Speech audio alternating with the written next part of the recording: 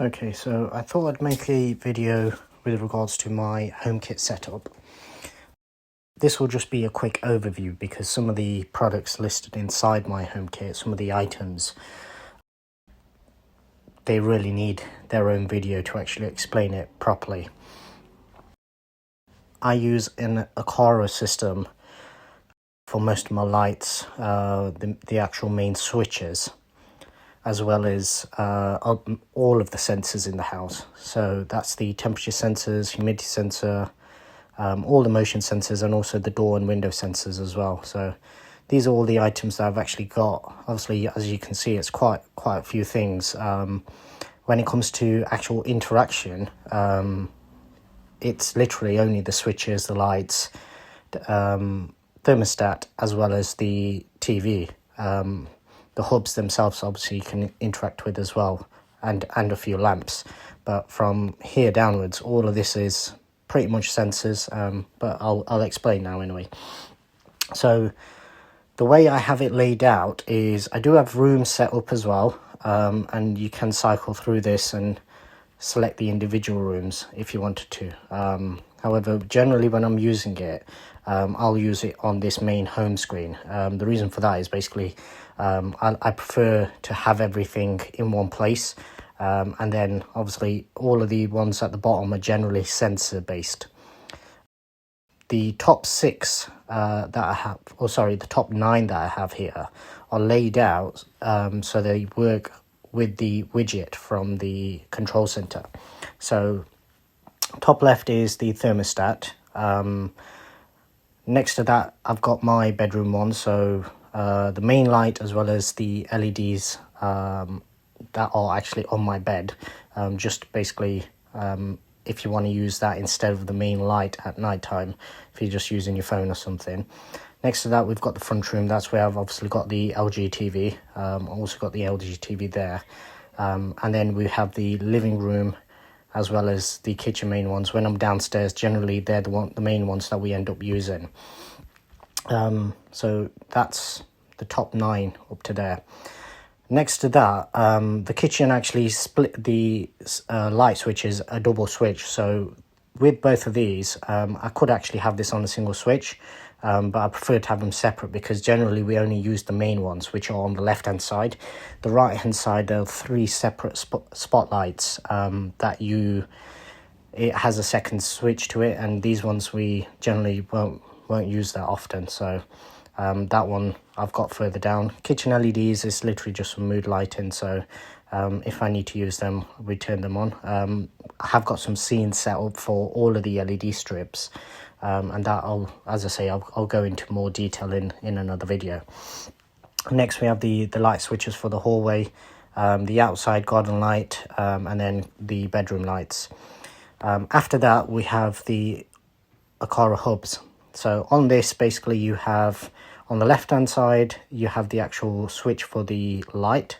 So this is the actual light itself, and then next to it, it's the security alarm side of things. Now, I actually have 2 of these, so I have one upstairs in my hallway, and then one in the living room.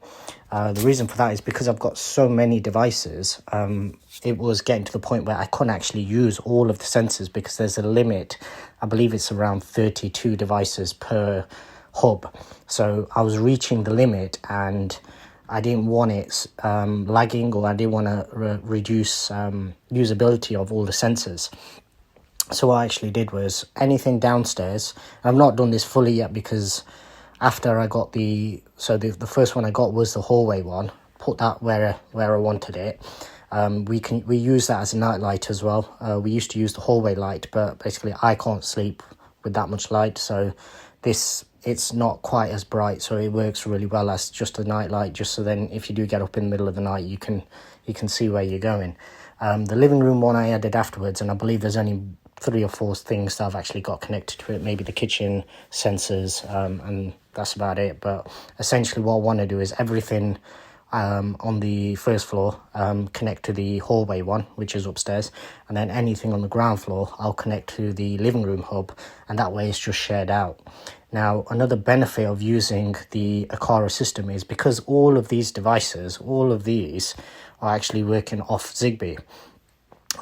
anything, all the sensors and everything, obviously not the LED strips and things like that. Because of that, it means that there's not a massive demand on my router system. It's only using essentially two IP addresses, one for the first hub and one for the second one. It's not actually connecting each individual each individual switch and sensor via an IP address through my router. So that means that it is very fast. So I can press the button and within a second the lights turned on. Whereas if all of these were connected, as I had it before when I was using just LifeX bulbs, it would actually be more of a delay. Through HomeKit, it is still fast. Through other means, so be it Google Home or Alexa, both of those actually have a slight delay, maybe 2 seconds, 3 seconds, something like that. Whereas generally I found that Siri generally works a lot faster than both of those. For me anyway, my personal setup with my network, I've always found it works better. And obviously I've always wanted it so that everything is in one place. So because of that, obviously it's the best system for me. Right, so continuing on, so we have some LEDs. These lamps are actually, I believe they're Xiaomi lamps, bedside lamps, and same thing again, so they'll work through HomeKit. They were actually relatively cheap because of, I believe I ordered them from AliExpress at the time. I think they were only about £23 each, which, considering it's a HomeKit certified lamp, I thought that was really good value. After that, we come to the Apple TVs. Now, there isn't really much functionality on these aside from the fact that you can play and pause. Where these really come into their own is obviously they both work as hubs, so it does speed up the system quite a bit. And they also allow me to use Siri shortcuts. And I can literally have it set up so then you've got one button and that will switch your TV on, go to a specific app and play certain content, and then you can have another one where it will do a similar thing but it will go to a completely different app. So it does give you a lot of functionality from that point of view. Both of these, I can't remember, I believe there's a setting that you have to change. So I believe you have to turn off the hub or disable it as a hub or something in order to get them both to show up. I can't remember what it was exactly, but I remember when I first set up HomeKit, only one of them showed up even though both of them were active. And I can't remember exactly what that setting was. If I do remember that, I'll make another video for that. Continuing on, so now we come to all the sensors. So I have 4 temperature sensors for all of the bedrooms. Downstairs, obviously, three bedrooms and then 1 in the living room. And then for the front room, obviously, because I've got the thermostat in there, it actually shows you temperature in there anyway. So that's why I didn't bother putting in a separate one in the front room set. After that, all of these temperature sensors also have built-in humidity readings as well. So these can be accessed through both the Acorah app as well as the Xiaomi Home app as well. If you want to get even more detail, I might show you that in a separate video someday. After that, coming down, it's all of the motion sensors. So I have one in my room set up where I've got a automation. So once it goes past, say, 10 o'clock at night, if I get up and walk around, I've got it set so then the LED lights will come on without me having to turn on any lights, and that's just dim enough to the point where you can see where you're going, but not bright, so dim that basically you're bumping into stuff. I have one in the front room, hallway, downstairs and upstairs. Both of those are actually used to operate the lights. So in the hallway, I've told the kids and the wife not to actually use the switches because as soon as you go past it, as soon as it gets beyond a certain time, so past sunset, if it detects motion, it will automatically turn those lights on for a minute and then it'll turn them back off again. So with the kids, basically, they used to leave the lights on all day long at times.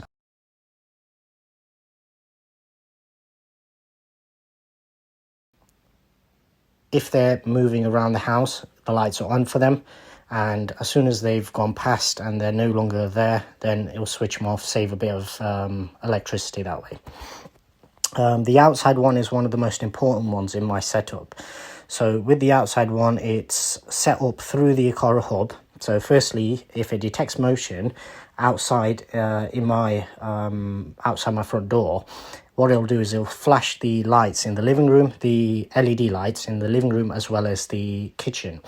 The reason we did this was because a lot of times in that room, if the door is shut and we have the TV on, you won't actually hear somebody at the door. And we do find with a lot of couriers and delivery drivers in this area, for some reason, they seem allergic to doorbells, so they won't actually ring the doorbell. And obviously, if they don't ring the doorbell, there's no chime, and we just won't hear them. A lot of them, they'll literally just use the knocker, or they'll just use the letterbox itself.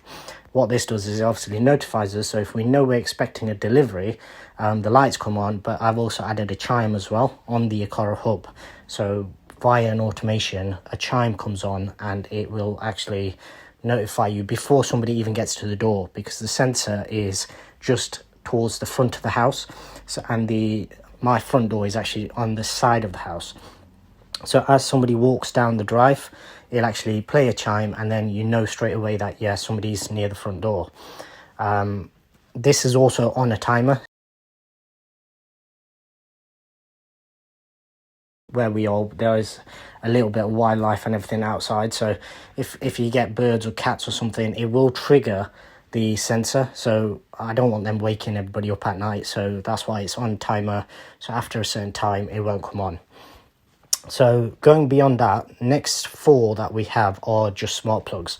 So the radiator, AC room radiator, hallway radiator, living room TV, and the fan, they're all just a generic smart plug that I actually found on eBay, I believe it was, or AliExpress, I can't remember exactly. It wasn't very expensive, so I bought 4 of them just to have it, see what they're like.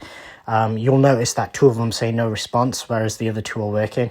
The only reason they show as off and the other 2 are showing as no response is because the downside with this particular item is they do work. So as soon as you plug it in, it'll automatically get an IP address and it'll show up in HomeKit and it'll be working. The only downside is if you don't use them for, say, a day or 2 days, basically it no longer has an IP address assigned to it through your router. So because of that, HomeKit can't actually communicate with it until you switch it off and back on again. And obviously, if you're having to do that at the switch, it defeats the whole purpose of having a smart switch in the first place. So with these, I'd say they do work, and I'll make a separate video showing what they actually look like and how you add them and everything. But the one caveat with those is that only use them if it's something that you're going to use regularly.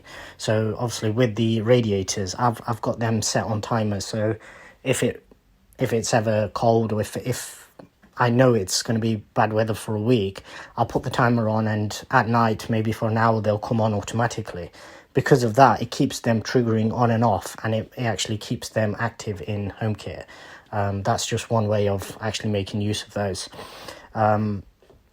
The other 2, obviously the fan and the living room TV, because I've never actually switched that off, even though it says TCL TV, it's not a smart TV, it's literally just a plug, and that was just plugged in just for the sake of being able to have it so that I could see when it was on.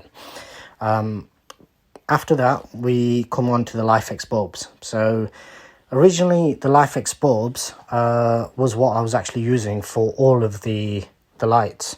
And that's the only thing that actually showed up in HomeKit. As you can see, these are way down now. The reason for that is I don't actually use HomeKit to control the colors and everything on these anymore. Because I have the switch, these switches further up, all of these actually turn the lights on and off.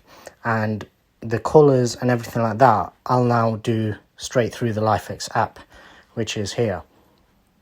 So I'll do another video on this, just explaining everything that you can do with that.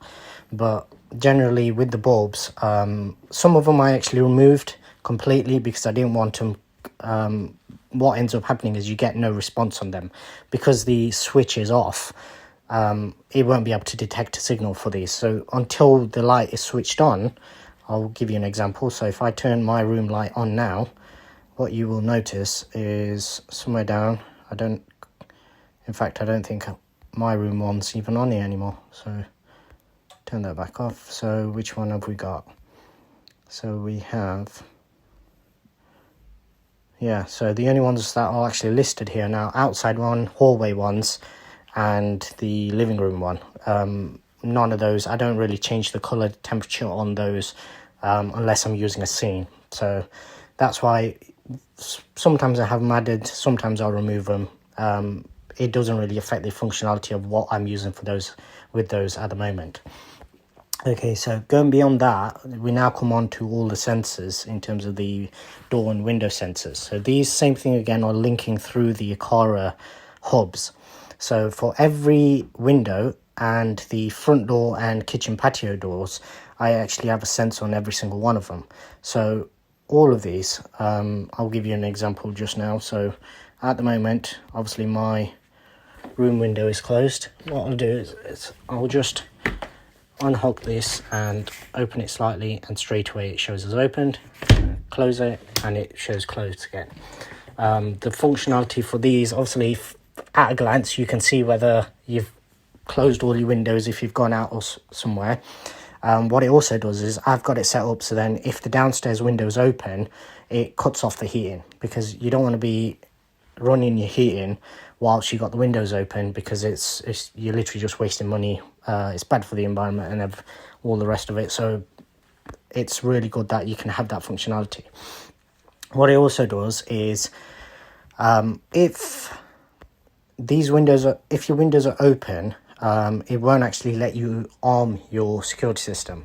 Same thing with the motion sensors. So if it detects motion as you're arming it, it won't actually let you arm the system. So it just gives you that prompt just to say, hang on, I better double check something and just make sure that everything is locked up as it is meant to be.